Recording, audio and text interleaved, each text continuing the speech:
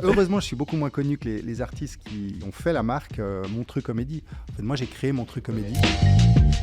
Tu te considères comme un mec de l'ombre? Très honnêtement, moi, je ne serai rien sans les artistes. C'est les artistes qui font vivre ma marque.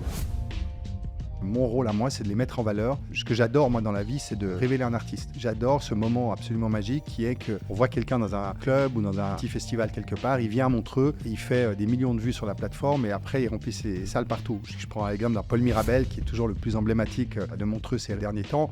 Il y en a eu plein d'autres. Est-ce que Dieudonné, tu te refuses de recevoir sur le Montreux? Aujourd'hui, clairement, il est devenu polémiste. Son fond de commerce, c'est de faire de la politique, de poursuivre d'autres buts. Donc pour moi, il s'exclut de la caravane des humoristes. Le Montreux Comédie, c'est le plus grand festival d'humour aujourd'hui francophone au monde. Mais on va en parler.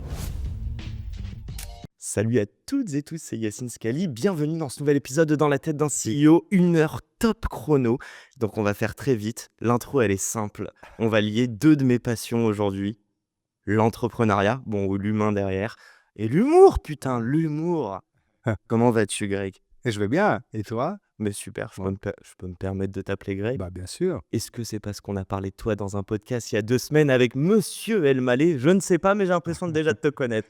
Bon, raconte-moi où est-ce qu'on est déjà? Là, on te présente. Là, on est dans mes bureaux à Paris, cité d'Angoulême, enfin qui sont pas complètement mes bureaux puisqu'on les sous-loue à une personnalité dont on n'a pas le droit de citer le nom. Mais voilà, j'ai toute mon équipe parisienne qui est là. Je veux l'info en off après. Tu l'auras. Ah, oui, là. Mais tu l'auras, mais donc là, une petite quarantaine de personnes. Pas aujourd'hui. Visiblement, lundi matin, il y a moins de monde que... Lundi, 10h30, 11h. Ça va, ça commence à arriver doucement.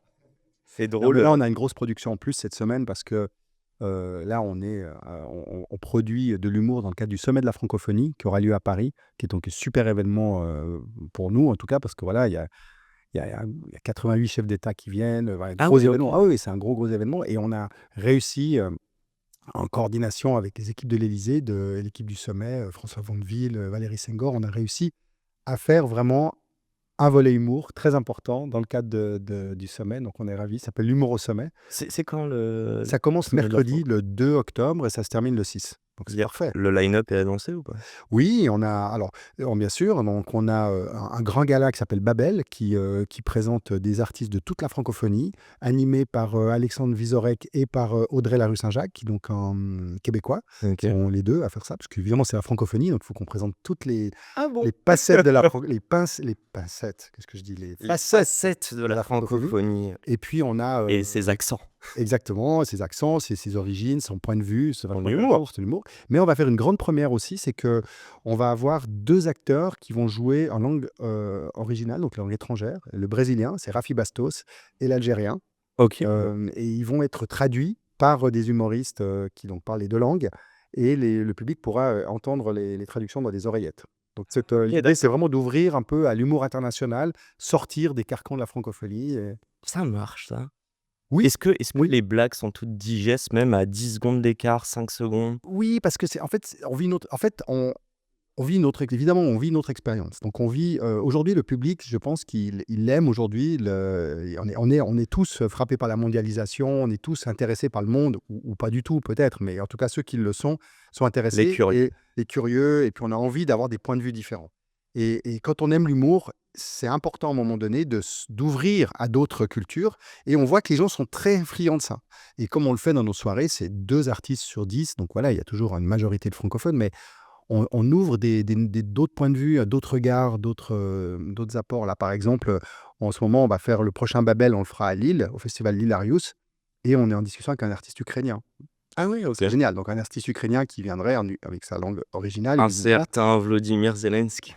Qui est humoriste. Mais oui, c'est pour ça que je te dis ça. Donc il y a beaucoup d'humoristes. Je crois qu'il a plus mais- trop le goût à l'humour, Non, malheureusement. malheureusement pas. Mais voilà, tout ça pour dire que c'est intéressant d'amener dans l'humour d'autres points de vue que ceux qu'on a l'habitude de voir tout le temps. Voilà, c'est petite parenthèse, je ferme la parenthèse, mais c'est important de le faire et de ne pas rester juste dans ce qu'on connaît et ce qu'on a l'habitude de voir. Et much agreed, et c'est comme ça qu'on s'enrichit, en fait, à titre perso. Bon, une fois n'est pas coutume, c'est une intro en désordre de ma part, je m'excuse. Grégoire, qu'as-tu monté?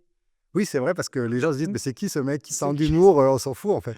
Let's go. Heureusement, je suis beaucoup moins connu que les artistes qui ont fait la marque Montreux Comédie. En fait, moi, j'ai créé On Montreux connaît Comédie. ta marque. Tu te considères comme un mec de l'ombre? Oui, enfin, alors oui, oui et non, tu vois? Que c'est toujours un peu, paradoxal parce que très honnêtement, moi, je ne serais rien sans les artistes. C'est les artistes qui font vivre ma marque et franchement, mon rôle à moi, c'est de les mettre en valeur et je n'aime ce que j'adore moi dans la vie, c'est de révéler un artiste. Mmh. J'adore ce moment absolument magique qui est qu'on voit quelqu'un dans un club ou dans un petit festival quelque part, il vient à Montreux, il fait, des millions de vues sur la plateforme et après il remplit ses salles partout. Je prends l'exemple d'un Paul Mirabel qui est toujours le plus emblématique, de Montreux ces derniers temps. Mais il y en a eu plein d'autres, je veux dire, voilà, on peut remonter à Mais on va en parler après. 35 ans de festival et ça a toujours été mon ADN. Donc c'est quoi? C'est Découvrir des miser gens sur les gens? découvrir des gens et les révéler. C'est ça vraiment qui m'intéresse. Donc oui, je suis un homme de l'ombre pour ça, parce que je mets les artistes en valeur. Après, monter un festival, c'est ça, c'est une entreprise qui est complexe. Il faut aller chercher de l'argent, il faut aller parler à des politiques, il faut aller chercher à des sponsors. Et c'est sûr que la notoriété aide. On va pas se cacher. À partir du moment où je suis un peu connu, quand je téléphone à un PDG pour lui demander un rendez-vous pour parler du Montreux Comédie, je l'ai plus facilement. Ils te connaissent vraiment quand tu dis Grégoire ou quand tu Bah, parles de Montreux, ils captent direct? Montreux Comédie, les gens connaissent Ouais. tout de suite. Et puis, surtout maintenant, c'était pas le cas évidemment il y a 35 ans, mais surtout maintenant. Et puis, de plus en plus, les gens me connaissent aussi. Ils savent que j'incarne Montreux Comédie. Donc ça facilite les choses, en fait. Je veux dire, c'est tout simple. La notoriété, au lieu d'avoir un rendez-vous dans 6 mois, je l'ai dans une semaine. Voilà. Et ça aide. Et ça aide beaucoup. Bon, bah, c'est super, on va parler des débuts, en fait. J'ai envie de parler des J'étais débuts de inconnu et où il fallait 6 mois pour en voilà, le moment où, non, mais oui, vous parlez en off, vous étiez que 2 et où, c'est toi qui postais les vidéos. Bon, à l'époque, il y avait même pas de vidéo, je crois. non, mais on faisait les courriers, on écrivait les communiqués de presse, on allait coller les affiches. Moi, j'ai collé les affiches. Dans les rues et Ouais, alors moi, j'ai fait pire que ça. J'ai collé les affiches et puisqu'on est dans un podcast d'entrepreneurs, en fait, quand j'ai créé le festival, j'avais aucune expérience. J'avais jamais fait ça. J'ai 21 ans. donc OK. Donc j'ai 21 ans. Il a quel âge, le festival? 35 ans. OK. Et moi, j'ai un peu plus. Et moi, j'ai 30 ans. Toi, tu as 30 ans. Tu étais même pas né quand j'ai créé le festival. Dans 90, je crée le festival. Mmh. Je suis étudiant à l'université de Lausanne. Je m'ennuie, franchement, c'est la réalité. Malheureusement, mais je m'ennuie pas mal. Je monte le festival avec un copain. On était très vite 2 copains vraiment très soudés. Après, on était devenus 4 potes. Et après quelques années, tous mes potes m'ont dit: «Mais t'es complètement cinglé à faire des festivals. Nous, on a envie de faire, enfin, de gagner notre vie.» Ils t'ont tous Moi, rejoint? je suis avocat. Moi, je suis, je sais pas, marketeur. Moi, je suis designer. Je vais aller faire. Donc, ils sont tous partis. Et après, j'ai continué tout seul. On est restés très potes, hein, mais eux, ils avaient envie de faire des vrais métiers. Et moi, j'étais là, mais je suis en train de créer un truc qui est gros, donc je vais continuer. Donc ça, c'était vraiment mon idée d'entrepreneur. Mais tout ça pour revenir au tout début. Ouais. En fait, j'ai fait 2 choses voilà, qui sont rigolotes. Poser des affiches. Bon, ça, je pense que tout promoteur qui a commencé dans ce métier, tout artiste a posé ses Tout premières affiches. artiste même, qui le fait pour Voilà, lui-même. tout le monde a fait ça. Mais j'ai surtout vendu mes billets au porte-à-porte. Ah ouais? Ça, c'est un truc par contre qu'on connaît moins. En fait, je m'étais dit: «J'ai pas d'argent, donc la meilleure technique, j'ai pas d'argent, donc je vais prendre une grande salle où j'aurai beaucoup de billets à vendre. Je vais mettre des gens pas connus du tout dedans parce qu'ils me coûteront rien et voilà, et ils seront tout contents de jouer dans une grande salle et je vais aller vendre mes places en porte-à-porte, en fait.» Donc Ça a marché? j'avais acheté je m'étais fabriqué des petits, carnets de tickets où j'avais des 50 tickets par, carnet. Donc j'avais, 20 carnets, ça fait 1000 billets. 1000 places. Et j'ai passé à tourner les commerçants à Montreux. «Bonjour, je monte un festival, pour m'aider, vous pouvez m'acheter des billets, vous pouvez inviter vos clients», et cetera. Et un magasin sur 2, il me les a achetés, mes billets. Ils trouvaient ça cool. Ils ont acheté 10 billets, 15 billets, 20 billets, C'est voilà. dingue, alors qu'on a l'impression que l'humour aujourd'hui, on va en parler, mais les gens les plus médiatisés, ceux qui remplissent les salles, vivent et derrière, il y a quand même beaucoup de personnes qui galèrent. Ah oui, oui, non, mais c'est sûr. Je me serais Mais dit du bouche à o du porte-à-porte, c'est pour des fenêtres, pas pour des, ouais, mais je oui, caricature. mais là, là, toi, tu as 30 ans, donc tu es tout jeune. Mais imagine, il y a 35 ans en arrière, à moins 5 ans de Yacine, d'accord? Voilà, et C'est ben, mes parents que tu parles. voilà, je parle à tes parents qui étaient en train de se dire, ils avaient un vague projet de faire un Yacine à un moment donné. En fait, l'humour n'était pas aussi populaire qu'aujourd'hui. Et moi, j'ai vraiment eu cette vision de dire, l'humour. J'ai rencontré des gens qui faisaient rire dans une salle de spectacle. Certains étaient des copains à moi, parce qu'on dans des petits cafés-théâtres à Lausanne, voilà, des gens qui jouaient devant les potes, hein. Et je me disais: «Waouh, quelle force ils ont, ces gars, de pouvoir me faire rire.» C'est-à-dire m'offrir ce moment absolument privilégié de me mettre dans une salle de spectacle et de me faire marrer. Et je trouvais que ce truc-là, pour moi, c'était une valeur incroyable, inestimable. Et donc voilà, donc j'ai décidé de monter un festival dédié à l'humour, mais à l'époque, c'était pas du tout la norme. À l'époque, voilà, il y avait pas de festival d'humour. C'est Il y en avait, je crois, 2 dans le monde à peu près, et 2-3 maximum. juste pour rire, c'est plus, Juste pour rire, il au existait Québec? déjà au Mmh. Québec, mais il avait 5-6 ans peut-être. OK. Et moi, je suis allé le deuxième été, donc pas le premier été, mais le deuxième été, je suis allé à Juste pour rire. Et en fait, ça a été un énorme choc pour moi, et ça a été vraiment un choc révélateur dans ma vie parce que moi, j'étais dans mon petit coin, j'étais un peu entrepreneur dans l'âme parce que je pense, voilà, je montais mon projet. Tout le monde me disait: «Mais t'es sûr, un festival d'humour, mais ça a aucun sens, ça marchera jamais, fais un truc de musique», enfin, comme à l'époque, tout le monde montait son festival de musique. Moi, je voulais absolument pas faire un festival de musique, et je me rappellerai toujours parce qu'à un moment donné, «Pourquoi tu veux pas faire un festival de musique?» Et moi, j'ai dit: «Mais parce que moi, j'aimerais être», à l'époque, je disais: «Je veux être le premier au monde dans ce que je fais».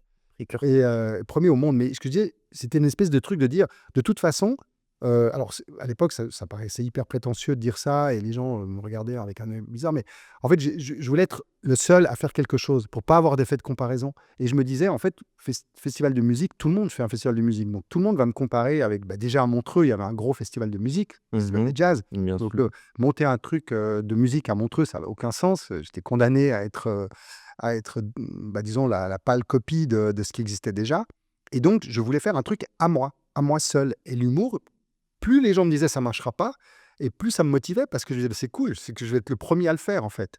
Et le festival qui existait, le seul festival vraiment qui existait, d'envergure, c'était Juste pour rire, qui existait depuis 5-6 ans. Ça Donc je marche. suis allé voir, ça marchait bien. Je suis allé voir à Montréal, et là, bam! L'entrepreneur européen qui débarque et des gars américains et anglophones qui disent: «Yes, it's a good idea. It's a fucking good idea to do a comedy festival. It's gonna work, man. It's gonna work». Et je suis là, je fais: «Waouh, ça va marcher parce que ça marche aux États-Unis, donc inévitablement, ça marchera en Europe, dans quelques années».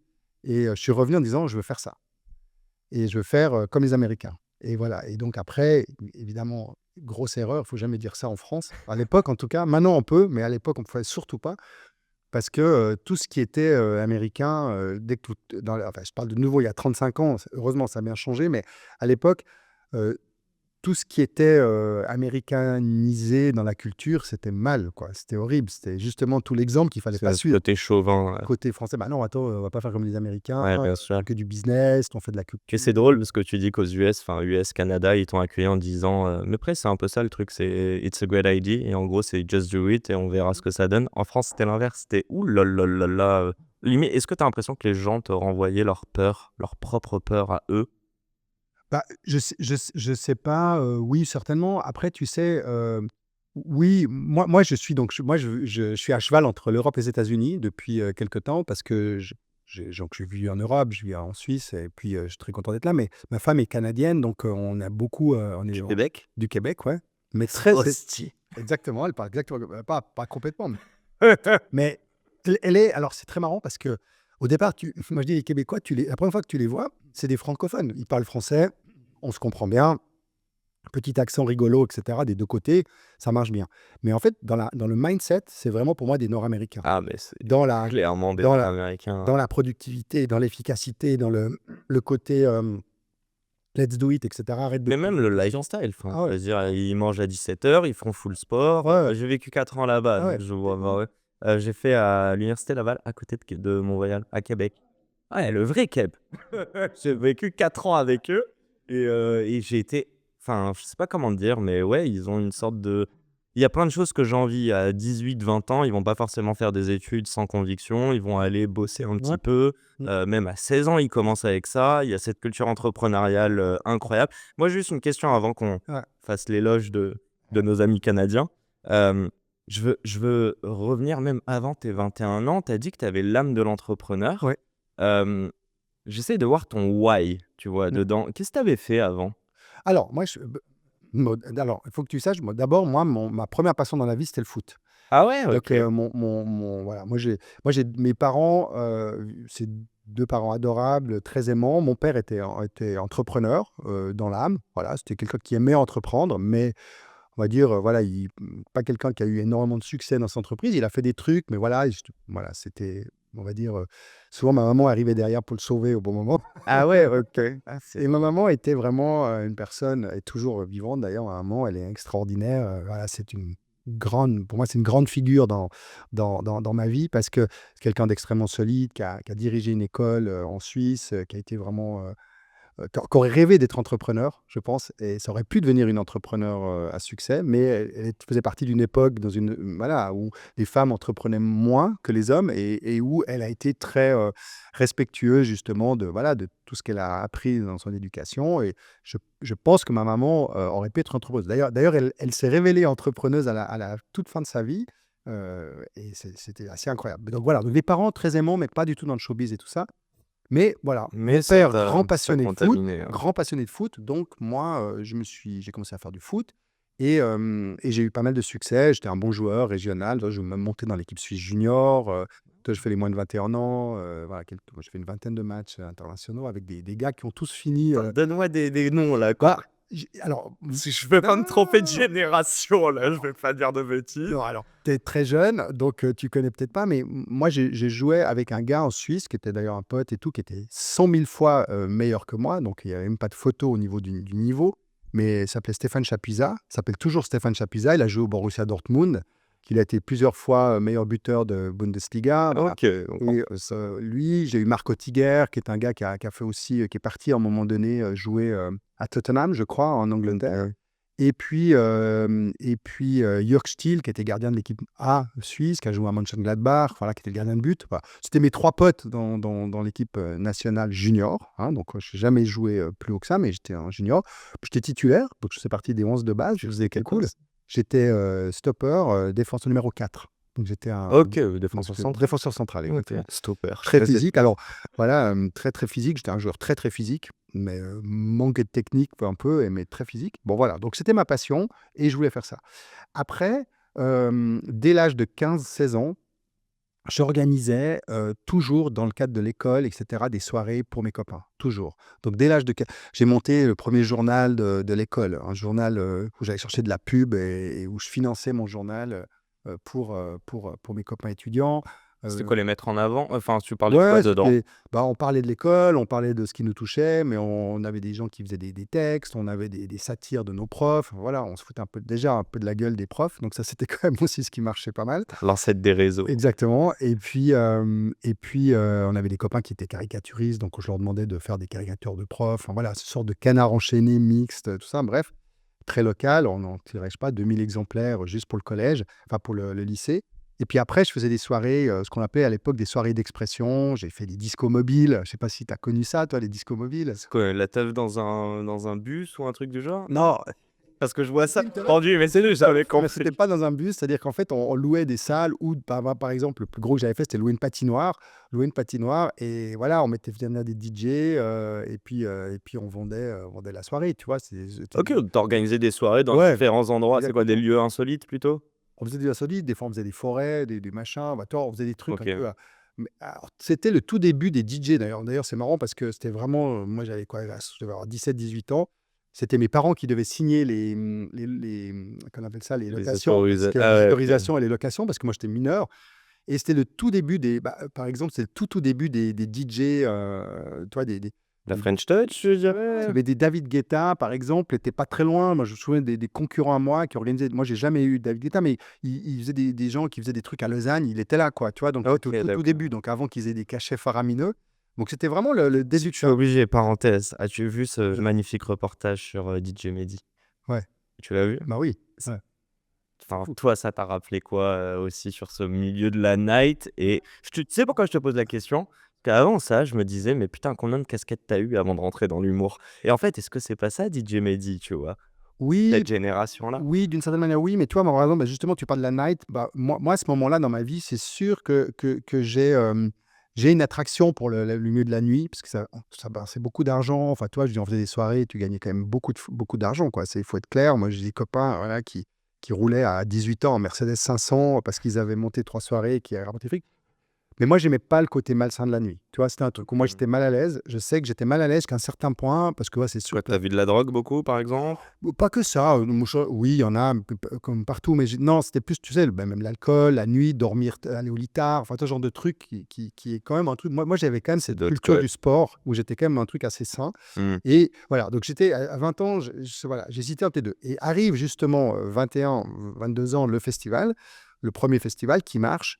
Et là, je pense que je trouve ce qui me plaît en fait. Il y a le côté événementiel, il y a le côté entrepreneur, il y a le côté culture, parce que quelque part, j'aime le côté artistique.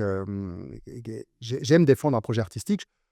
Je suis un bon vendeur, donc je pense que je serais fondamentalement, si demain j'avais besoin de gagner ma vie, je vendrais n'importe quoi, tu vois. Mais je pense que je prends mon pied à vendre des festivals. Demain, je devrais vendre des trucs, voilà, des boulons ou des tapis, je saurais le faire, mais ça m'en irait un Ouais, tu peu. prends ton pied à vendre des trucs dans lesquels tu crois, dans Exactement, lesquels tu exactement. pourrais Voilà. l'acheter, quoi. Puis j'aime le côté concevoir ce que je vends. C'est-à-dire, j'aime le côté, tu vois, imaginer. Bah, ouais, quand je suis dans un rendez-vous avec un partenaire, bah, c'est sûr que tu as le projet que tu viens lui vendre. Lui, en face de toi, il a une envie, une idée, puis tac, tu rebondis et tu construis et tu lui fabriques un Tu package, quoi. es un Donc, créateur, en ouais, fait. complètement. Tu préfères vendre une vision que, arriver au dernier moment sur le Montreux après 35 saisons et dire juste à un partenaire, «Pluguez-vous». C'est ça. Tu préfères, ouais, vraiment le Je prends vraiment mon pied dans la création et dans par exemple, le projet dont on va peut-être parler plus tard, j'en sais rien, mais le projet à Nice, c'est super excitant avec Gad. Parce que «Oh, je jubile!» tu suivi. Bah, c'est super excitant parce que en fait, on crée quelque chose from scratch. Et c'est top. Avec Anglophone en France, enfin une ouais, partie anglophone, en tout cas. bah, avec toute l'expérience que j'ai depuis 35 ans, c'est sûr que ça m'évite de faire les erreurs de débutants qu'on fait Mmh. tous sur un festival. Et puis j'ai aussi Gad à mes côtés voilà, qui est extraordinaire, je veux dire à la fois dans sa vision artistique et dans son réseau. C'est juste Ouais, mais je incroyable. je suis sûr et certain, alors Gad a le réseau et l'envie Mmh. peut-être, mais il y a des choses que toi tu as que lui n'a pas. Ah On mais va on complètement. va revenir là-dessus. Mmh. Moi, j'avais Ouais, juste cette ouais, question sur le foot. ouais. Est-ce que tu es capable de voir quelle est la différence à 15 ans entre toi enfin, qu'est-ce qui a fait que toi, tu n'as pas fait carrière professionnelle, là où tu nous as cité 3 de tes amis qui sont devenus pros et qui ont une belle carrière? Est-ce que c'est une question d'envie? Est-ce que tu avais le talent? Non, c'est une question de non, non, c'est vraiment une question de talent. L'envie, je l'avais, j'étais, quelqu'un de très, très volontaire. Donc, tu vois, moi, je m'entraînais plus que les autres, j'étais toujours le premier à l'entraînement, j'étais toujours le dernier qui partait, voilà, physiquement, j'étais vraiment une bête. Donc, OK. je veux dire, j'étais toujours le premier dans les tests physiques chaque année, voilà. Mais, je manquais de talent dans le sens où je voyais bien que les autres, ils faisaient la même chose que moi mieux, avec moins d'efforts, tu vois? Ah, c'est intéressant ça, Et OK. donc à un moment donné, mais à 18 ans, tu vois pas ça. Parce qu'à 18 ans, tu as envie d'être dans le 11 de base et peut-être si tu es dans le 11 de base, tu es content, tu vois? Puis c'est avec le temps, le recul que tu te dis: «Ouais, en Mais fait, tu le vois pas, tu l'intellectualises pas, non». mais en vrai, c'est pas ça qui t'a dit, très rapidement 2 ans plus tard, je monte des soirées, encore 2 ans plus tard, je fais ça dans l'humour? En fait, là où je veux venir, c'est pas des étapes où tu pètes des plafonds de verre en te disant: «OK, j'ai peut-être pas ce talent que mes copains ont, mais déjà je suis au même niveau qu'eux à mes 15 ou 18 ans Ouais. et si j'ai le talent, on va dire dans l'humour, en plus ça n'a jamais été fait, ou même dans la musique, mais avec un côté plus sain, bah, en fait, il y a aucune raison que j'y arrive pas». Ouais, ouais, je pense que ça, c'est le genre de trucs que tu comprends plus tard, tu vois? Mais oui, c'est complètement ça. Puis je pense qu'en fait, on se rend compte que moi, ce qui a été fantastique dans ma vie, c'est que, j'ai toujours fait ce que j'avais envie de faire au moment où j'ai envie de le faire et j'ai toujours écouté mon instinct. Je veux dire, il y a très peu de si je prends voilà, si je regarde ma vie, jusqu'à maintenant, il y a pas grand-chose où je me dis: «J'ai vécu des contraintes», tu vois? Dans le Mmh, sens où je me suis contraint à faire des choses que j'avais pas envie de faire. Bien évidemment qu'on quelle chance. fait toujours des choses qu'on a moins envie de faire, mais c'était toujours pour un but, tu vois? Voilà, je sais pas, je dis n'importe quoi, mais voilà, faire de la comptabilité, c'est pas ce que je préfère, tu vois? À un moment donné, j'ai besoin dans ma boîte d'avoir une comptabilité qui tient la route. Donc quand je passe du temps avec mon directeur financier ou avec mes comptables, bah, j'essaie de le faire bien parce que je suis content, parce que ça va servir la cause, tu vois? Mais d'un autre côté, voilà, je sais pas ce que je préfère faire. Mais pour moi, je considère pas ça comme une contrainte, je considère juste ça comme un passage obligé pour arriver à mon but qui est d'avoir une entreprise qui est solide. Bah, tout ce que j'ai fait, c'est ça. Je veux dire, le festival, j'ai décidé de le faire un jour et on m'a dit: «Non, ça marchera jamais» et je l'ai quand même fait, tu vois? J'aurais pu dire à ce moment-là, ok, non, c'est vrai, ils ont raison. Puis c'est des gens intelligents qui m'ont dit ça, tu vois. C'était des gens super brillants même qui m'ont dit, mais écoute, tu ferais mieux d'aller bosser. Moi, j'avais 21 ans, 22 ans, va bosser pendant 3 4 ans dans une boîte de prod. Tu vas apprendre le métier, tu vas commencer tout en bas de l'échelle, puis dans 5 6 ans, tu reviendras, tu feras ton festival. Ça aurait pu marcher aussi, tu vois, mais moi, je le sentais pas comme ça. Je sentais que j'avais besoin, moi, de faire ma propre expérience et de vivre ce que j'avais besoin de vivre à ce moment-là. Tu l'embrasses, ça, aujourd'hui? Ce côté naïf et fonceur. Et je le dis de manière Complètement. très positive. Non, non, mais c'est exactement ça. Mais je pense que c'est fondamental, en tout cas, chacun a un parcours différent, mais moi, ça a été fondamental dans ma vie d'avoir ce double côté, naïf et fonceur.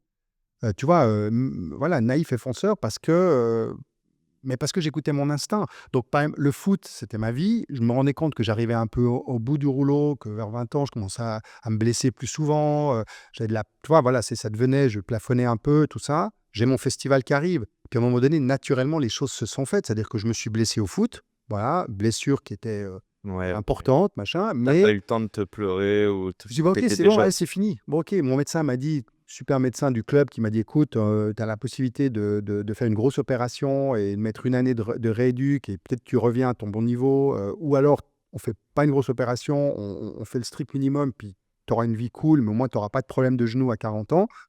Il me dit: «Écoute, en même temps, ta carrière, est-ce que vraiment tu penses que ça vaut la peine de faire l'opération?» Je le regarde, je lui fais: «Non, tu as raison, on arrête, laisse tomber, il y a pas de regret».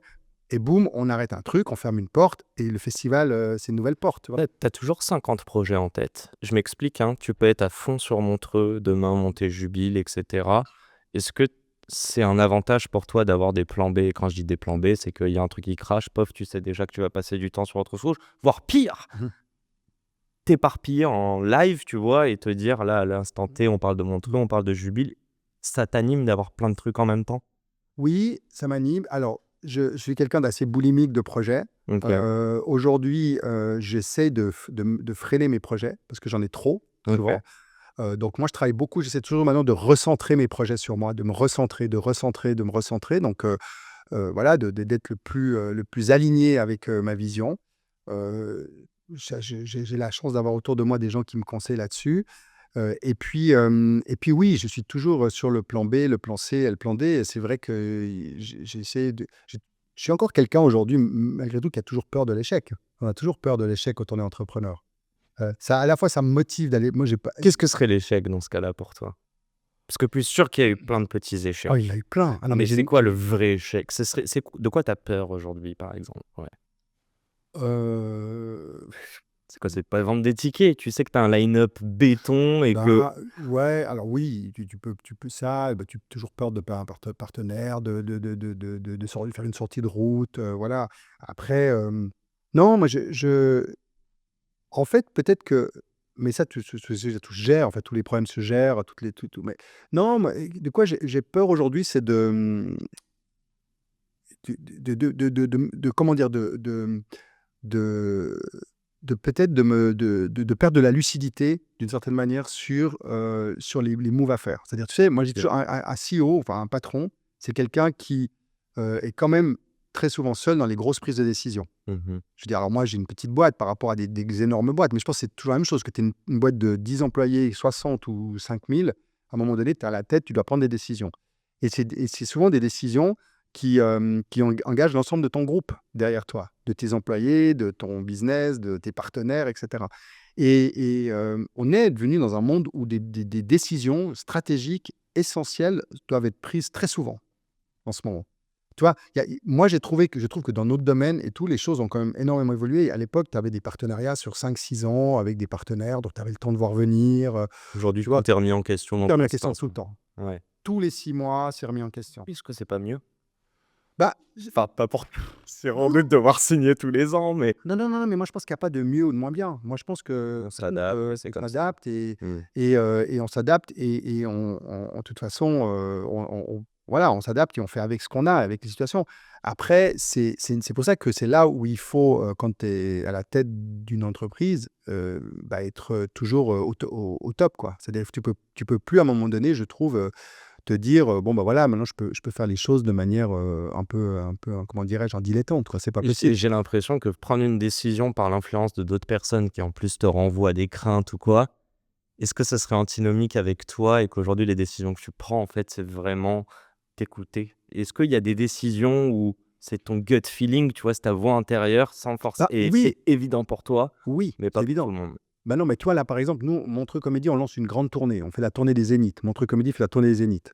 Tu vois? Ça fait 10 ans que moi je veux faire ce projet, parce que je suis dans une configuration où j'ai une marque qui est extrêmement connue dans la francophonie. Donc, aujourd'hui, il faut savoir qu'on fait 7 200 000, on a 7 ou 8 millions d'abonnés. Je fais 1,5 million de vues tous les jours, 17 vues par seconde sur les réseaux sociaux et 80 de cette audience, elle est en France aujourd'hui et je suis à un festival suisse. N'hésite pas à me référencer. Voilà, faut très bien rentrer. Ouais, je suis un festival suisse, donc moi, quand, je regarde ma géopolitique, j'ai un petit marché suisse qui a 1,5 million d'habitants. On sait que la Suisse France, Canada. ouais, non, mais la Suisse, tu vois? Non, mais juste le Montreux Comédie, c'est le plus grand festival d'humour aujourd'hui francophone au monde. Il est dans le plus petit. Plus que juste pour rire. Ah, aujourd'hui, c'est beaucoup bah, juste pour rire, hein, même, malheureusement pour eux, et déposer le bilan, cette année, Oui, au mois de mars. OK, je sais Ils ont été rachetés par leurs concurrents de Québec, donc je pense ils vont revenir, mais là, ils sont quand même dans on va dire une situation difficile. Montreux Comédie, c'est le numéro 1. Et Montreux Comédie est le numéro 1 dans le plus petit pays francophone de la francophonie. C'est-à-dire la Suisse romande, c'est 1,5 million d'habitants.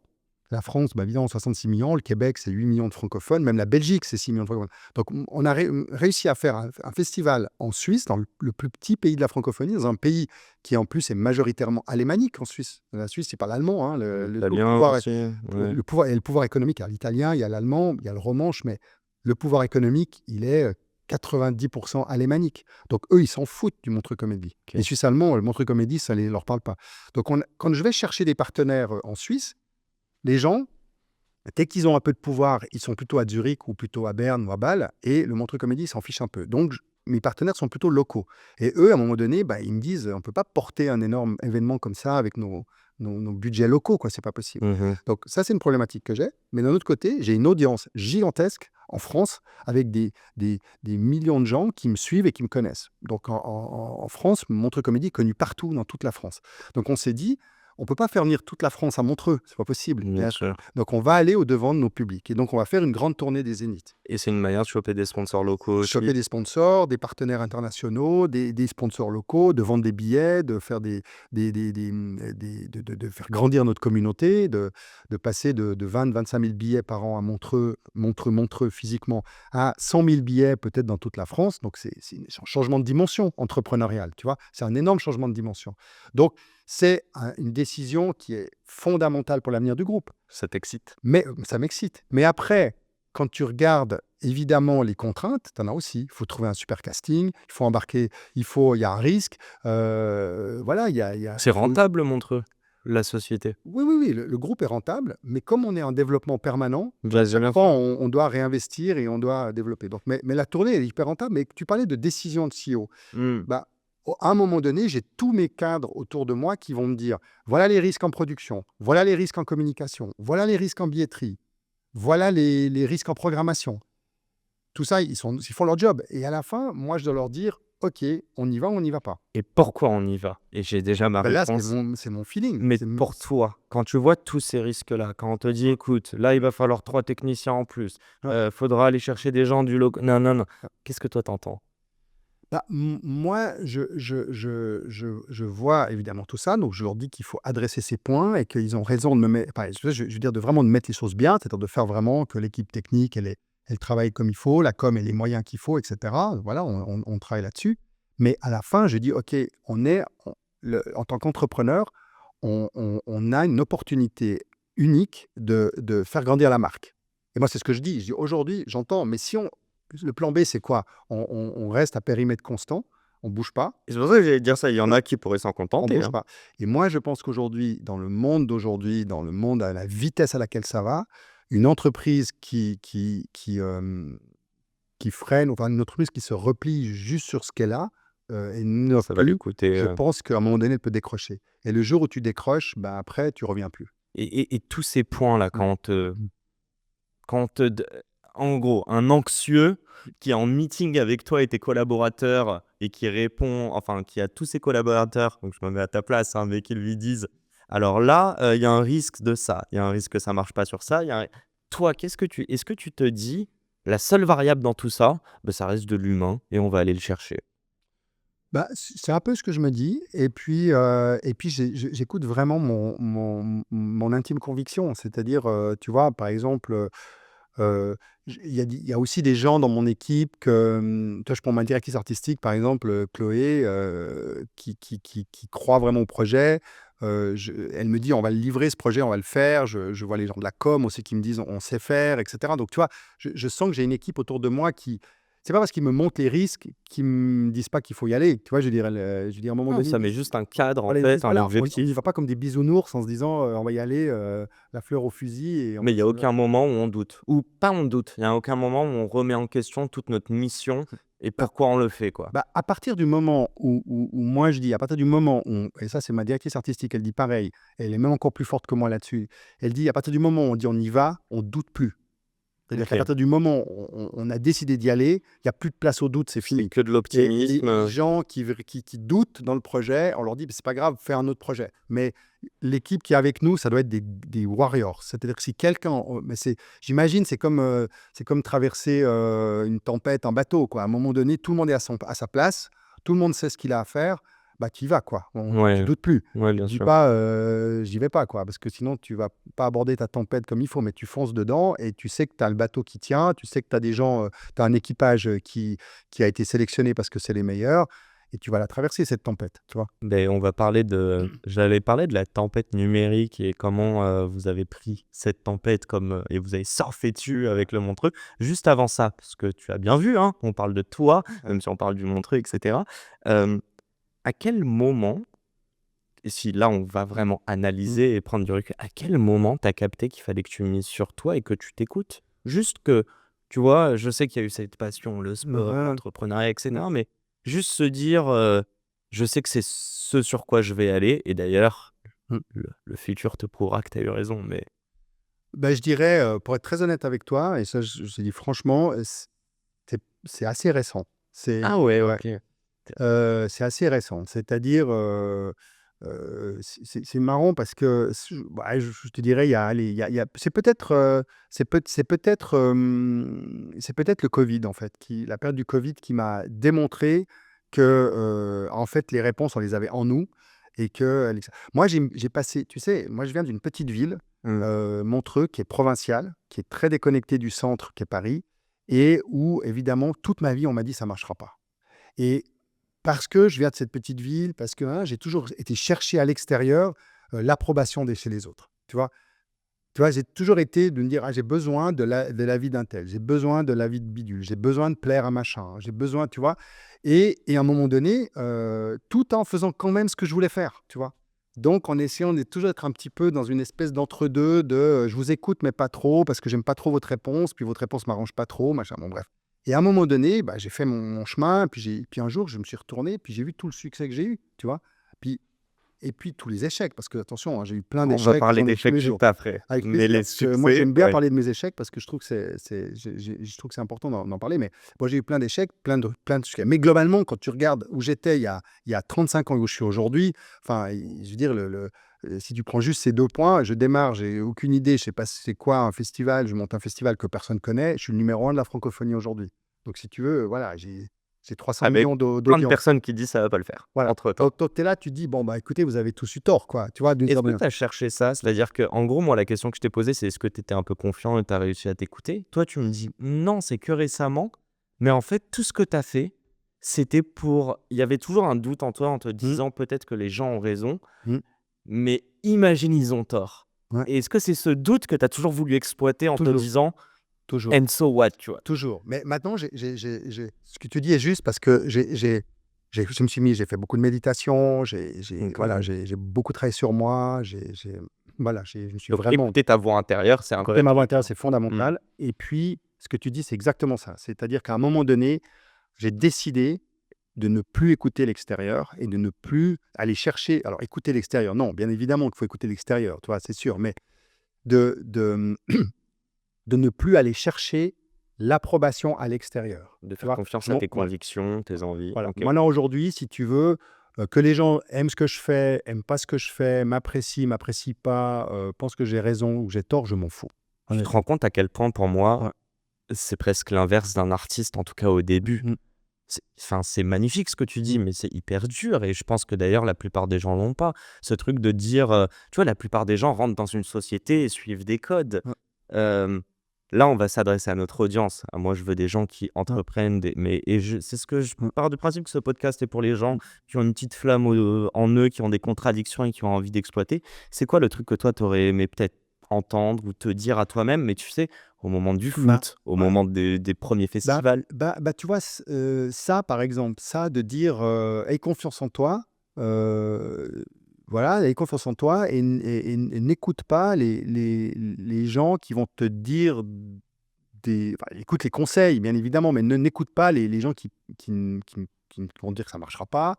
Ne regarde pas tes concurrents». Tu vois, moi, aujourd'hui, C'est je ne intéressant regarde ça. plus mes concurrents. C'est-à-dire que je ne regarde plus. Il y a des fois des gens qui me disent: «Ah, tu as vu, Jamel, il fait une tournée des Zéniths, ça va être incroyable et cetera et cetera».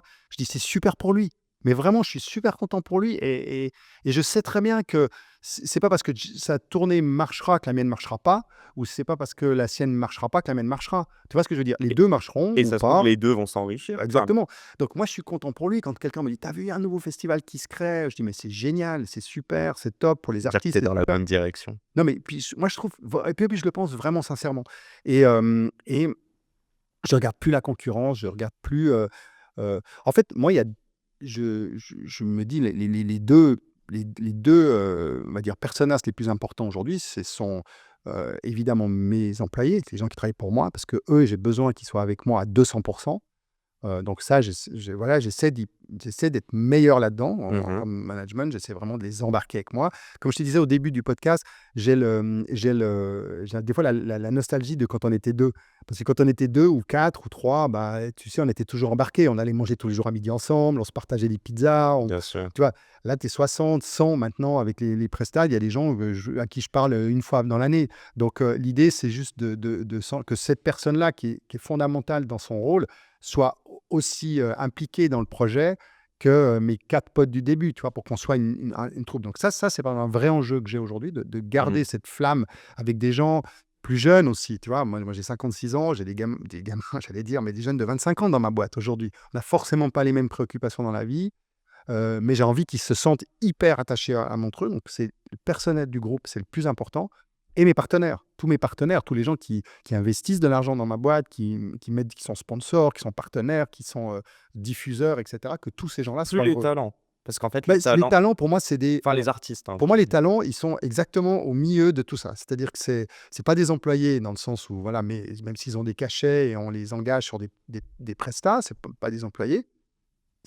Mais un peu aussi, parce qu'ils travaillent comme avec nous et c'est pas des partenaires dans le sens où on va pas les mettre leur logo sur nos affiches, mais c'est aussi des partenaires. J'allais dire, Parce que sans eux, on peut rien faire. c'est pas le co ouais, c'est vrai, Ah, en fait, parce que c'est eux le produit, mais en même temps, qui est-ce qu'il y a des gens, je mmh. me pose honnêtement la question, il y a des gens des artistes qui refusent de faire le Montreux?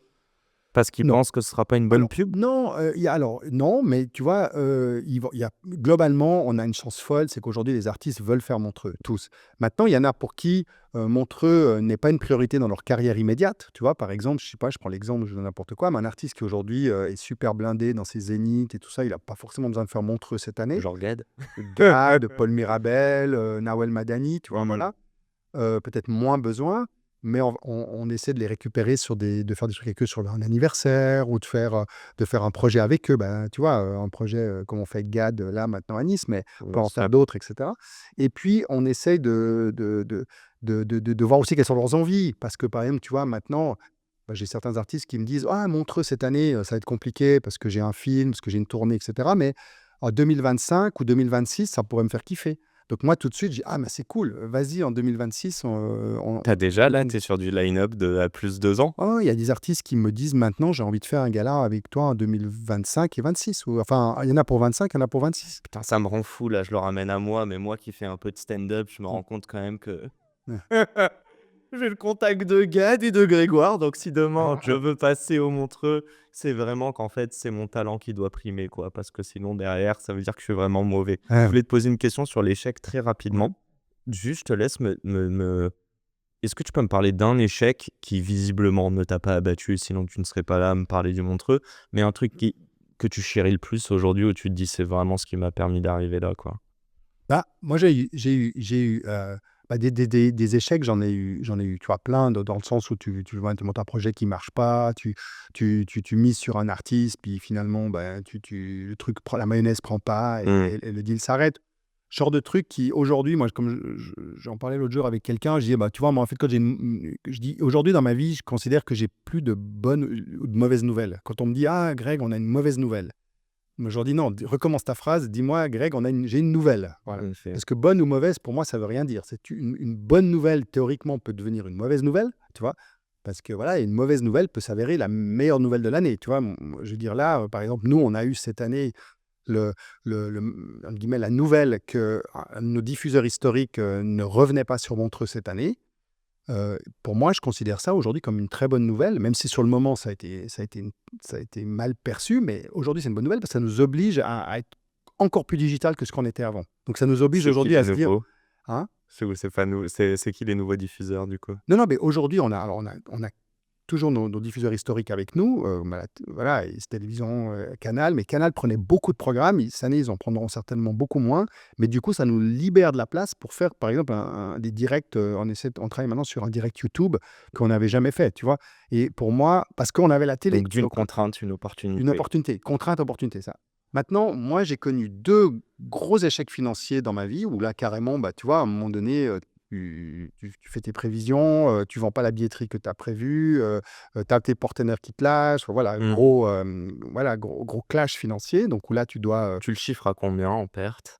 bah là, c'était à peu près 1 000 000, tu vois, à un moment donné. Donc, mais c'était en 98, donc toi, ça fait un moment maintenant. Ah ouais, bah, Ouais. attends, c'était Ouais, non, c'était gros. ouais, mais Ça aurait pu c'était me tuer. encore, ah OK, Non, ça aurait pu me tuer. oui, bien sûr, Donc ça peut OK. te tuer. Donc là, tu te vois, bah, tu vois, puis là, tu te dis: «Bah, je vais dans le mur, quoi, donc c'est fini. Donc qu'est-ce que je vais faire?» Bah, voilà, donc première fois, c'était 98 et puis on s'en est sorti, on a trouvé des solutions, on a payé des gens sur plusieurs années. Enfin, tu vois, D'accord, on a été OK. voir tout le monde, on leur dit: «Voilà, on peut pas vous payer, mais on vous paiera plus tard, faites Et là, c'est de la gestion humaine? gestion humaine». Bon, Tu vois? financière un peu, mais Ouais, mais surtout humaine. merde, Ouais. des gens évidemment qui t'insultent dans tous les sens, tout ça, mais qui à la fin tu leur dis: «Bah ouais, mais je volais personne», voilà, donc bref, Rends l'argent. finalement le mec accepte, bon. Et puis là, arrive, 2023, bah, tu sais, tu te dis, si tu une boîte qui redémarre et là, rebelote, on se replante et on recommence le truc. Bon, donc de nouveau la même chose et tout ça. Et là, ouais, putain, déjà il y a 5 ans, maintenant vous nous refaites ça. Enfin bon, bref. Et là, moi, j'ai compris que dans une entreprise, aux États-Unis, les gens disent n'investis jamais dans la boîte d'un investisseur qui n'a pas au moins fait faillite 2 fois. Tu vois? Et j'avais jamais compris pourquoi les gens disaient ça et je l'ai compris. C'est-à-dire que moi, j'ai jamais fait faillite, Dieu merci, mais j'ai toujours réussi à m'en sortir. Mais des fois, j'ai mis du temps Bien à sûr. lever les Mais ça fournisseurs. affine ta grille de Mais j'ai lecture compris aujourd'hui. exactement. C'est ce que j'ai compris, c'est qu'en fait, tu as 2 ennemis. L'entrepreneur a 2 ennemis. Son l'extérieur, tu vois, avec tous les snipers, qui t'attendent au tournant. Ça, bon, tu peux dire c'est de la faute à l'extérieur, c'est la faute aux autres, mais ça, tu comprends très vite que c'est le game, c'est le jeu. Puis voilà, c'est un jeu, c'est un grand jeu, donc tu joues avec ça. Puis le deuxième ennemi, c'est lui. Tu vois, Évidemment. c'est lui. Voire Parce le que premier. avoir le premier, mais pour moi, c'était clairement le deuxième. Et donc de te dire, mais attends, si tu te mets dans une situation où les snipers peuvent avoir un tir sur toi, c'est que t'es pas bon, quoi. Tu vois, Ouais, c'est que bien t'es pas sûr. bon. C'est-à-dire qu'évidemment, voilà, c'est comme ça. Donc protège-toi, fais attention, mets-toi pas dans une situation. Et je pense que ce que tu développes le plus en tant qu'entrepreneur et dans notre métier particulièrement, c'est justement cette capacité à sentir les bons et les mauvais coups. Parce que j'allais dire, tout ce dont on parle 2023, tu pas trop expliqué, mais en fait, à chaque fois, c'est de l'humain qui a capoté. C'est des relations humaines Oh, qui ont fait 2003, que c'était pas 23, ah 2003, OK, donc c'est 2003. ça, juste 5 ans 80, après, c'est ouais. ça. Mais donc 98, 98, 2003. 2003, Ouais, donc c'était il y a 20 ans, in quoi. fine, c'est quoi? C'est des relations humaines qui viennent mettre un grain de sable dans un process Ouais. qui fait que ça c'est que de l'humain à chaque fois?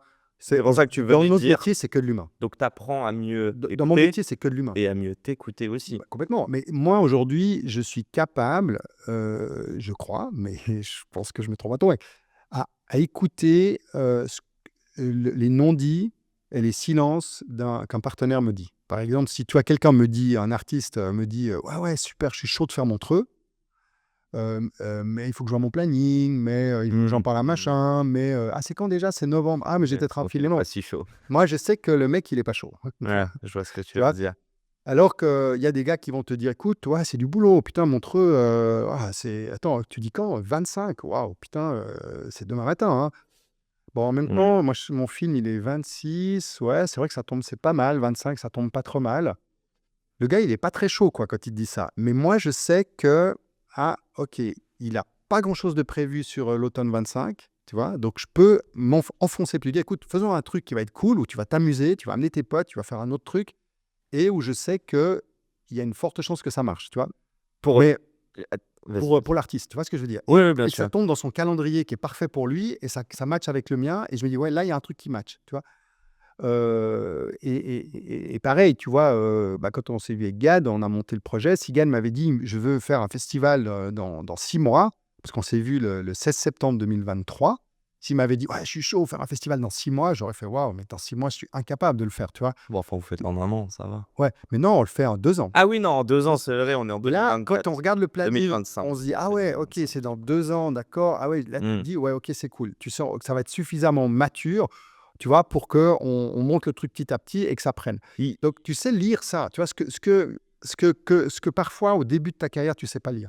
Ouais, Ouais, j'ai eu l'artiste, il est chaud comme la braise, puis tu sais pas lire. Ou le partenaire, pareil, combien de fois ça m'est arrivé, ouais, on a vraiment un intérêt, mais puis tu sens que le mais, il est tellement fort que ça se fera mais pas. attends, moi, il y a un truc, je me suis toujours dit que les bons, en fait, enfin, ouais, les bons Mmh. entrepreneurs, les bons créateurs, c'est ceux qui saisissent les opportunités et qui ensuite disent oui. Moi, je dis toujours, je suis un grand opportuniste. Ouais. Laura m'a contacté, genre 2 jours après donc ta collaboratrice, 2 jours après le podcast avec Gad, et ça, c'était il y a quoi? Il y a 1 semaine ou 2. On s'est même pas appelé, donc Ouais. là, le podcast n'est pas préparé, c'est que de l'impro, mais c'est une opportunité pour moi. Ouais. Est-ce que quand on te dit hyper vite: «Ouais, OK, je suis chaud pour le Montreux», c'est pas un bon signal pour toi? Si, si, mais en fait, nous, bien sûr, c'est mieux ça que: «Ah, jamais je ferai Montreux», tu vois? C'est le gars qui te dit: «Moi, je déteste Montreux».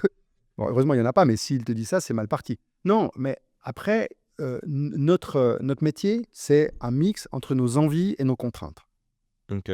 Donc nos envies, elles sont généralement assez souvent là. Tout le monde a Mmh. envie de faire des trucs cool, tu vois? Mais après, tu as toutes les contraintes derrière. Et les contraintes, le planning, l'argent, la disponibilité, les concurrents, et cetera, et cetera. Et donc, à un moment donné, tu sais qu'il va falloir, l'envie seule ne suffit pas, tu vois? Il faut pouvoir gérer tout ça. Donc c'est là où tu sens en tant qu'entrepreneur, dans mon métier, une fois de plus, les autres métiers, c'est différent, mais dans mon métier, tu sens que, attention, là, on a des envies, puis on a, je dirais, des contraintes qui sont gérables. Donc on se dit: «OK, les contraintes, on va les gérer, ça me semble jouable». Ou alors, l'envie, elle est là, mais non, attends, les contraintes, je les vois arriver, on n'y arrivera pas. Et donc, à un moment donné, ça pète parce que Une tu sorte sais que les contraintes, d'alignement. c'est trop important, tu vois? Et ça, tu le sens. Et quand tu as pas l'expérience, tu le sens pas. Moi, ça m'est arrivé, tu vois, ça m'est arrivé mais là aussi, c'est vachement intéressant. Ça m'est arrivé plein de fois d'avoir un artiste, en mars, avril, tu vois, le festival est en novembre, mars, avril, qui me dit: «Oui, c'est bon». Oh non, il te plante après, ouais? Ouais, et après, tu sens dans ton bide qu'il y a un truc qui va pas, mais tu veux pas Le te top, l'admettre, donc ouais. tu balises, tu tamponnes, tu fais attention, et inévitablement, en septembre, ça pète. Et Ouais, là, tu es là, dans la merde parce que tu dans 2 mois, tu as ton festival, il faut changer le fusil d'épaule. Donc nous, quand on sent maintenant, avec mon directeur des productions aussi, Yann Renoir, tu vois? Parce que lui, on dit toujours, on se dit souvent: «Il faut accepter de s'écouter», tu vois? Il faut s'écouter, et il faut écouter son instinct. Quand tout d'un coup, on voit qu'en janvier, ça commence un peu à pétouiller un peu, là, on met une pression de dingue, tu vois? Ouais, Tu OK, vois? d'accord. Tu vois, on met une pression de dingue, et puis on se dit: «Tu sais quoi? On y va à fond, et si ça pète en janvier, on a le temps de se retourner. Mais si on économise notre pression maintenant, ça pètera plus En tard, fait, et si on ça veut sera moins». pas voir ce risque, Voilà, c'est ça. alors que toi, tu le Ouais. prends directement. Ce podcast, ouh là là, il nous reste 5-10 minutes. Attends, je te laisse regarder l'heure. On Non, peut c'est prendre bon, encore 10 minutes, ouais? nickel, ouais, ouais, ouais, nickel. Bon, Gad l'entrepreneur, Ouais. parle-moi. Déjà, tu connais Gad depuis combien de temps? Bah, Gad, je le connais depuis 30 ans. Vraiment. Donc on est Gad, Mon c'est âge, quoi. ton âge, ouais. Bah, en fait, Ah! Gad, c'est tu sais, moi, voilà, j'ai monté à Paris. Je suis monté à Paris, c'était quoi? J'étais en 96. Gad, il C'est devait le arriver. décalage ou non, Ouais, c'est ouais, ouais, encore c'était ouais, c'est décalage, bien ça? sûr. OK. Palais des Glaces, je connais. C'est vraiment quelqu'un qui très vite monte. Enfin, toi, il arrive très vite comme artiste premium et tout ça. Mmh. Et voilà, donc moi, c'est un artiste qui a une trajectoire assez fulgurante vers le haut. Moi, je suis producteur, donc ça prend un peu plus de temps, tu vois. Et puis, je me cherche aussi dans ce que je veux faire, produire des artistes, produire des festivals, enfin bref, voilà, tout ça. Mais avec Gad, on se suit dans le sens où il est venu au 25e du Montreux, il est revenu au 30e, il est Il venu. avait pas fait Montreux avant? Avant Jeune? pas, non, Non? il l'a pas fait. Je crois que la première fois qu'il est venu, c'était vraiment 25, ouais, il avait 25e. fait un truc avec Paul Mirabel aussi, Ouais, alors ça, c'était pour le 30e. pour le 30e. OK. Et puis, on s'apprécie vraiment, Mmh. humainement, tout ça. Je pense qu'on a un peu le même âge, on a un peu le même parcours. Voilà, il a des enfants, des grands-enfants, moi aussi. Enfin, toi, on parle de Tu trucs. grand-père? Moi, je suis pas grand-père, mais je pourrais, je pourrais. Honnêtement, je pourrais, mais je OK. le suis pas. Et voilà, et donc on se retrouve, l'année dernière, le 16. Moi, c'est une date importante pour 16 moi, c'est le 16 septembre. septembre, parce que je me rappellerai toujours de cette date parce que, moi, j'avais un autre festival dans le sud qui était à Cannes, qui était le 10. J'avais un gros rendez-vous avec la mairie le 17 septembre, et j'y allais pour leur dire qu'on allait arrêter de travailler ensemble. Puis eux, avaient aussi envie d'arrêter. Donc si tu veux, on est dans une espèce de truc un peu, de fin de collaboration, tu vois? Pas très cool. Et Gad m'écrit pour me dire, «J'aimerais qu'on se voit», et je lui dis: «Ah bah, ça tombe bien», parce qu'il me dit qu'il vit à Monaco. Donc je dis: «Bah, écoute, ça tombe bien, je viens dans le sud, le week-end du 15-16 septembre, est-ce qu'on peut se voir?» Donc je le vois le 16 septembre. Et donc, c'était génial la vie parce que la synchronicité, tu vois, des planètes. J'ai le plus grand artiste francophone, le numéro un, qui est un poète de 30 ans, qui me propose de s'associer avec moi le 16 Ouais, septembre. le 17, Le tu 17, c'est redoutes cool. plus rien, quoi. Ouais, C'est ouais, trop parce cool. que Donc, à un c'est moment une donné, tu vois, c'est réalité une de réalité. mettre Donc, comme tu sais, ça. je vais à la réunion à la mairie, qui sont là, ils commencent à tourner autour Ils du vont pot. faire de Cardiac Smile, ils Tu vois, comprennent ils tournent pas. autour du pot en m'expliquant tout ce qui va pas, machin. Puis, genre, écoutez, les gars, je vous mets à l'aise, vous voulez qu'on arrête? Oui, je veux qu'on arrête. Bon, bah, ok, c'est cool. Vous auriez pu me le dire au téléphone. Et on part copains, quoi. Je dis, on part potes. Tellement Voilà, drôle. je vous adore. Bonne chance à votre projet. Moi, je ferai autre chose. Et puis terminé. Et puis, je savais que j'avais un plan B magnifique, quoi. Et donc c'est marrant. Donc, je me rappellerai toute ma vie de ce 16 septembre. Et puis, on a eu l'idée ensemble vraiment de faire ce grand festival qui manque en France, je trouve, d'un festival qui soit à la fois francophone, mais aussi anglophone, pour répondre vraiment aussi aux envies de Gad, puisque c'est un artiste qui a fait carrière des deux côtés de l'Atlantique.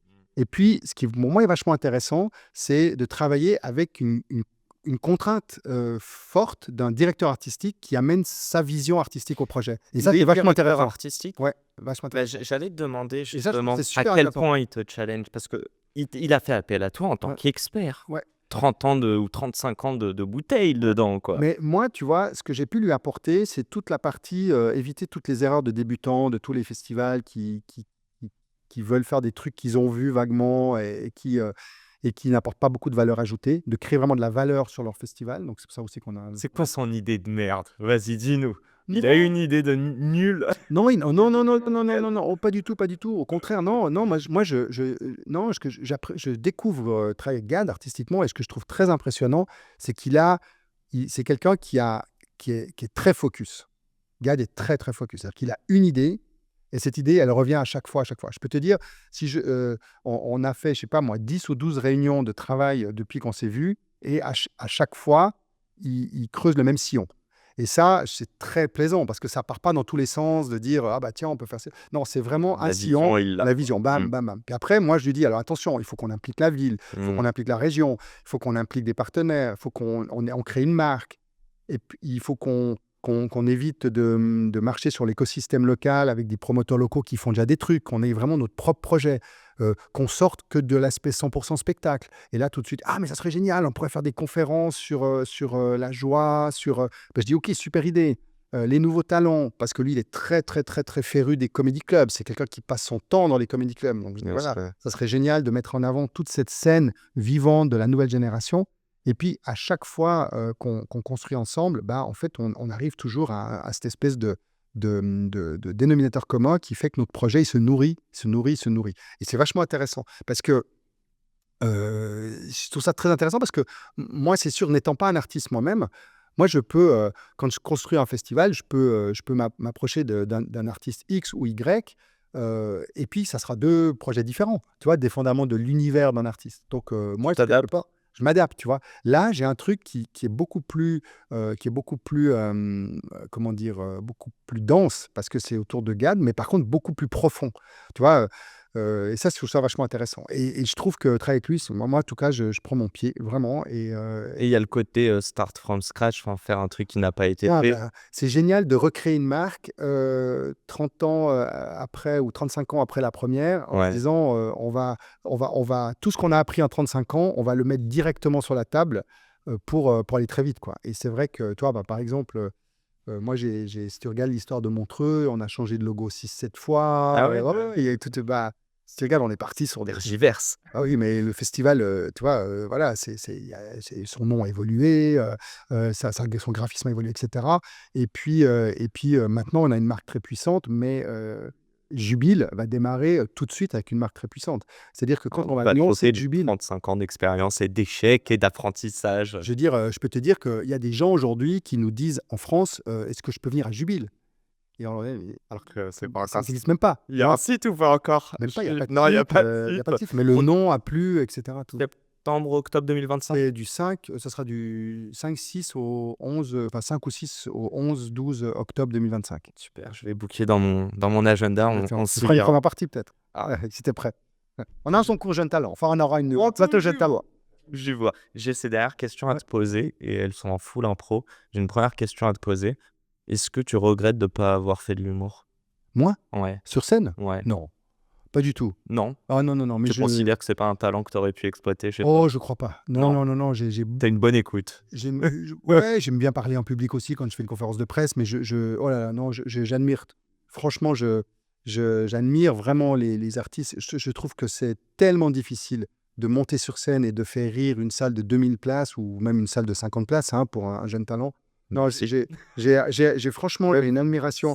J'ai une admiration vraiment pour les humoristes. Je serais incapable de faire ce job et donc non, non, j'ai alors vraiment aucun regret. Est-ce Et voilà. est-ce que l'humour, c'est pour toi le meilleur vecteur de communication pour transmettre un message? C'est le meilleur vecteur de communication pour transmettre un message, je te le confirme. C'est pour ça que tu vois là, par exemple, je suis ravi de faire l'humour au sommet dans le cadre du sommet de la francophonie. Montrer que l'humour, ça peut être vraiment une solution pour rire ensemble, vivre ensemble. Tu vois, vraiment de casser la glace entre voilà, nos différences, de transcender tout ça. Et puis, je pense qu'aujourd'hui, on est dans une société qui a énormément besoin d'humour. C'est une valeur refuge, l'humour. On vit dans une société très difficile. Depuis le Covid, on voit quand même que les choses sont dures et beaucoup, beaucoup de gens se réfugient vers l'humour, que ce soit sur les réseaux sociaux, les spectacles. Les spectacles d'humour marchent très bien maintenant. Mmh. Combien de fois je vois des gens sortir de la salle du spectacle de Montreux en me disant merci. Ils disent merci alors que c'est moi qui devrais leur dire merci. C'est eux qui ont acheté un billet pour le festival. Et ils sortent de là en disant mais merci, merci de nous avoir fait rire, merci de nous avoir. Soit des merci et tu te fais des thunes, c'est beau ça? Ouais. Et des merci des artistes et des partenaires. Non, mais c'est vrai. Je rigole, mais c'est un écosystème que tu fais vivre au final. C'est pas Oui, juste des artistes. complètement. On fait vivre un écosystème. On a beaucoup de. Après, un festival, c'est vrai qu'il y a beaucoup de coûts aussi, hein, les frais d'hôtel, les salles, la Attends, technique. tu parlais du Covid, je suis gourmand. Ouais. Est-ce que tu estimes que la marque Montreux aujourd'hui, alors je sais pas si le Covid, ça doit être un petit peu avant où vous avez pris le tournant Mm. digital. Est-ce que c'est la meilleure des décisions qui fait qu'aujourd'hui le Montreux est ce qu'il est? Ah, mais Votre présence sur internet. c'est la décision des 35 ans. Si j'avais pas bifurqué sur le digital, là aussi, on parlait de l'instinct. Moi, j'ai ouvert ma chaîne digitale en 2009, d'accord, avant tout le monde. La plupart des gens ne savaient même Même pas. Squeezie. Non, bah, je sais pas. Non, mais non, mais toi, même les gens qui croyaient même pas, qui savaient même pas c'était quoi YouTube, tu vois, à l'époque. On a même d'ailleurs ouvert sur Dailymotion avant d'ouvrir sur YouTube. Ouais, 2009, je vois Ouais, très bien. et en fait, ça a été la meilleure décision pour nous parce que ça nous a permis de diffuser nos contenus voilà, nous-mêmes, Massivement. massivement. Aujourd'hui, on voit que c'est la chaîne YouTube qui tire toute la billetterie de Montreux Comédie, la tournée, etc. Donc, c'était une décision majeure. Et c'était une décision vraiment instinctive, dans le sens où moi, ça faisait déjà à peu près 20 ans pas tout à fait, mais à peu près ouais, non, 15-16 ans, ouais, non, 20 ans, à peu près 20 ans que je faisais le festival. Et je me rendais compte que mon modèle économique, il allait nulle part, en fait. Tu vois? Mais je ne savais pas te dire comment. J'étais incapable. Je me dis, bah voilà, j'ai mes sponsors, je les renouvelle chaque année, j'ai mes chaînes de télé, mais euh, voilà, je me T'avais disais, pas il manque un d'ownership truc, en quoi. gros. Il n'y a pas d'ownership, quoi. Ouais, Il n'y a ouais. pas d'ownership. Je disais, en T'as pas fait, capitalisé. suis un, je suis un, je me disais, je suis un organisateur. C'est-à-dire, je suis là et je dépends de la mairie, du sponsor X, de la télé, machin, etc. Mais je ne suis pas producteur, en fait. Je suis pas ownership. C'est pas à moi. Et tout d'un coup, bam, on met sur les réseaux sociaux. Mais ça a mis 6 ans. Moi, je crois que les 6 premières années, on est passé de 0 à 60 000 abonnés. Tu vois? Incroyable. Et tout le monde nous disait, regardez, vous faites tout le monde me disait, vous faites un contenu de boomer, en fait. Vous avez vos grosses caméras dans votre salle de spectacle avec des sketchs comme la télé de papa. Et la norme, c'est Norman fait des vidéos, Cyprien, c'est des trucs qui sont faits à l'iPhone et machin. Plus trop la Toi. norme. Non, bah à l'époque, en Oui, 2009, non, mais je t'imagines. rigole, mais oui. Et tout le monde me disait, mais tu fais de l'Internet de boomer. Et moi, je dis, OK, tu sais ce qu'on va faire? On va inviter tous ces gens à Montreux. C'est-à-dire, on a invité tous, les Palmachot, les Monsieur Poulpe de l'époque, Ouais, Golden Golden Show, Golden Moustache. Moustache, etc., Bagel, le Whoop, enfin bref, tous les gens, on les a invités en disant, vous venez, vous faites ce que vous voulez à Montreux. Donc, il y en a qui faisaient de la scène, il y en a qui faisaient des trucs. Et ce qui a été un pari fou, parce que ces gens-là ont communiqué à leur communauté, à eux, où c'était certainement des kids de 15, 16, 17 ans, et ils leur disaient, regardez comme c'est cool Montreux. Et en fait, ces jeunes de 15, 16, 17 ans ont dit, ah ouais, c'est cool Montreux. Et ils ont grandi avec nous. Et aujourd'hui, bah, c'est 10, 12 ans après, ils ont 30, 35 ans. Hein. Ouais, Oui. Et ils sont fans de Montreux. tu parlais. Et ils achètent des billets pour venir à Montreux. Mais Et tu ça, c'est parles des fantastique. gars du Whoop, qui en plus, après, il y en a qui sont, sont devenus Oui, stand-uppers, Tim etc. Jerry, Et ce que je trouve fou, c'est qu'en fait, sans me rendre compte, quand on parlait du virage digital, ce que toi, t'as fait que les autres n'ont pas fait, c'est que tu n'as pas opposé l'humour avec le nouvel humour sur YouTube. au contraire. T'as joint les deux, et je suis sûr et certain, là, j'ai pas d'exemple de l'inverse, mais peut-être enfin, si, il y a plein d'humoristes qui aujourd'hui sont présents sur YouTube, Ouais. et ça, t'as réussi à concilier les deux. Ouais. Mais je veux pas te laisser rebondir là-dessus, je t'embête encore une fois. Là, c'est très simple, elle veut pas être drôle, ma question, mais c'est pas grave. Est-ce qu'il y a des gens, bon, je vais être cash, est-ce que des Dieudonné, tu te refuses de les recevoir sur le Montreux? Ouais, je crois que c'est surtout Dieudonné, je sais pas s'il y a d'autres polémiques comme ça. Oui, la réponse pour Dieudonné, c'est oui, parce que moi, je considère qu'aujourd'hui, il est venu à Montreux, Dieudonné. Au tout début, il est venu, il y a Elie et Dieudonné sont venus. D'ailleurs, on a peut-être même Avec Elie, hein, Ah ouais, à ils ont fait l'époque? les deux. Ok. D'ailleurs, même, je dirais même que leur clash, je ne vais pas dire lié à Montreux, mais pas loin, non, complètement. Ok. Il y a eu des différends qui se sont révélés pendant Montreux entre eux. Donc oui, ils font partie de notre histoire et on fait partie de la leur. Dieudonné, moi, au tout début qu'il était solo, moi je l'ai fait venir dans des soirées à Montreux où on appelait même On peut rire de tout. Puis il y a un moment donné où clairement, aujourd'hui, clairement, il est devenu polémiste. C'est qu'à un moment donné, il a C'est son fonds de utilisé commerce. son fonds de commerce, c'est devenu d'être polémiste, c'est de faire de la politique, Mhm. de poursuivre d'autres buts. Donc pour moi, il s'exclut de la caravane des humoristes. Voilà, c'est un choix éditorial fort qu'on fera. Mais tu as des artistes qui sont touchy, tu vois. Cette année, on a Walidia qui ouvre le festival. Walidia, tu as beaucoup de gens qui aujourd'hui disent waouh, il est chaud, quoi. Tu vois, Walidia, il est chaud. Voilà, moi je sais que Mais il prône la paix, quoi. Enfin, il y a un côté. Ouais, mais il est. En plus que Dieu doit, quoi. Il y va. Non, mais il y Euh. va. Il y va. Mais Ouais. pour moi, clairement, Wally reste un humoriste. Non, mais Tu vois ce que je veux dire. j'étais hyper curieux de savoir ça, mais en fait, tu te comportes comme un média indépendant qui a sa ligne éditoriale et qui choisit. Complètement. Ok, Et pour moi, Dieudonné ne fait plus partie de la ligne éditoriale des humoristes aujourd'hui. très À clair. mon grand regret d'ailleurs, parce que c'est quelqu'un qui a énormément de talent et je sais que c'est quelqu'un qui m'a fait beaucoup rire Mhm. comme humoriste, mais je pense qu'il est parti sur une autre planète. J'allais dire, Dommage.